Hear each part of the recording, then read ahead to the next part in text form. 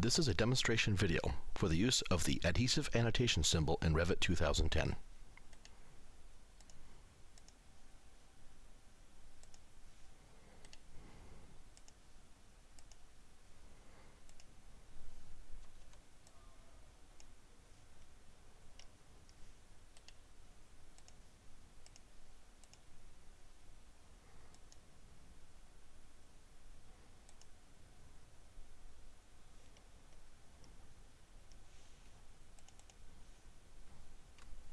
Here we have a typical callout detail in REVIT, which I will place the adhesive annotation symbol.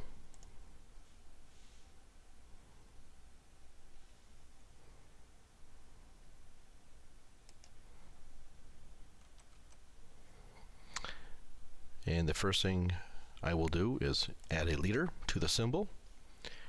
Click the Add Leader button. The leader comes in by default on the left-hand side, and we can move that by clicking and dragging the arrow leader around the symbol, and it automatically connects to the extents left, right, top, bottom as you drag it around the symbol. Simply position the arrow, and there we have the leader. Next, we need to orientate the leader or the symbol to the leader. We do that by going into the element properties for the symbol and finding the leader right and leader left toggles. By default comes in for leader right. To select leader left, simply deselect leader right and leader left becomes selected.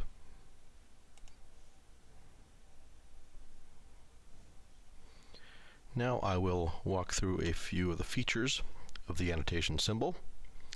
First of which we have the surface of application above and below and both, which is symbolized by the arrow above and below the line.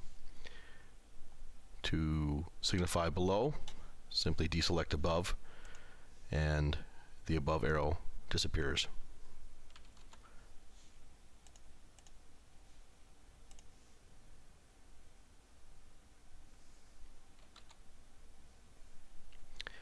Next, we will look at the surface prep, which is editable text, freeform, so we can simply put any text that we desire.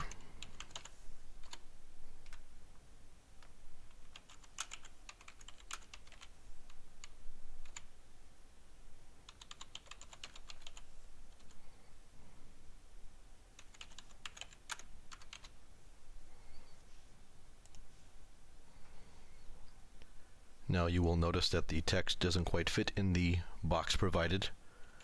We can adjust the box size by going back into the element properties to the dimension group and finding the surface prep text width and changing the dimension. All the dimensions are actual printed sizes.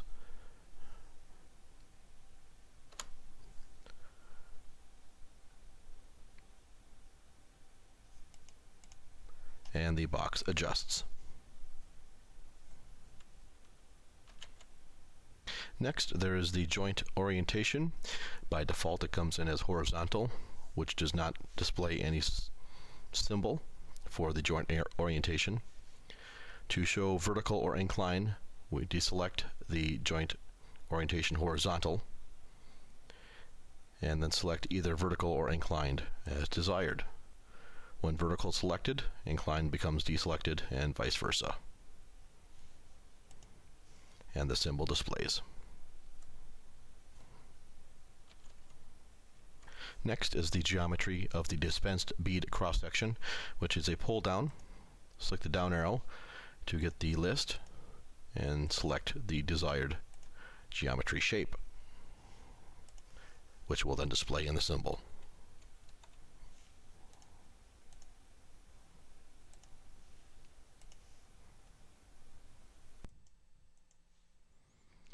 We will now take a look at the Cure Method section of the symbol.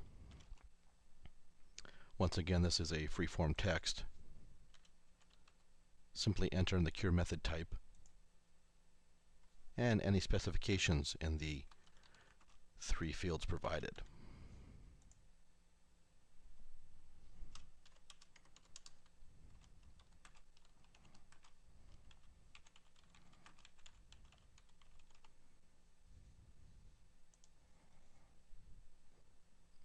And once again, we see the text does not fit in the box. So we can simply go to the dimensions group again and adjust the dimensions.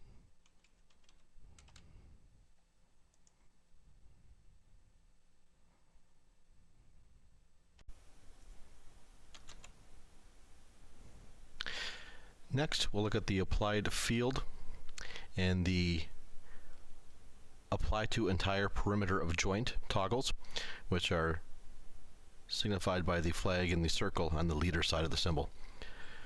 These are simple toggles. To turn them off, simply deselect the toggles and the symbols disappear. Next, we have the bond line set method, part standoff or mechanical spacer toggles, which are signified by the PSO or the MS in the application method box. To get mechanical spacer, simply deselect the part standoff and mechanical spacer becomes automatically selected, which will then change to MS on the symbol.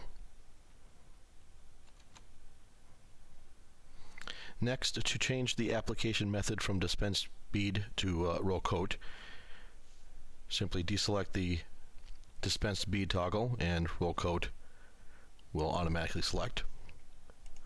Click OK and the application method changes accordingly. And notice that the coat weight now replaces the application thickness for the roll coat. And lastly, the adhesive technology family type and physical form type. Again, these are free form text. Simply type in any text desired.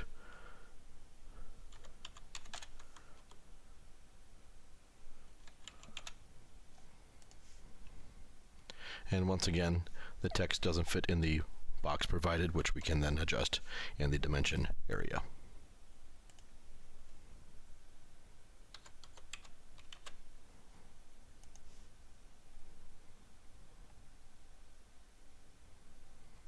This concludes this demonstration video for the Adhesive Annotation Symbol for Revit 2010.